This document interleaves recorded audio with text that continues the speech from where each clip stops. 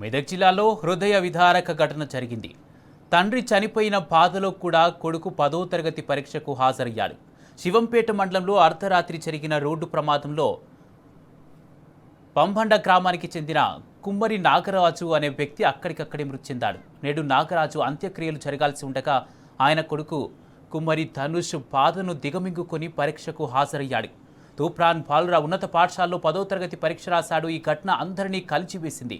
తన తండ్రి ఎంతో కష్టపడి తమను చదివిస్తున్నాడని, తన తండ్రి కష్టం వృధా కాకూడదనే పరీక్షలకు హాజరైనట్లు ధనుష్ తెలిపారు.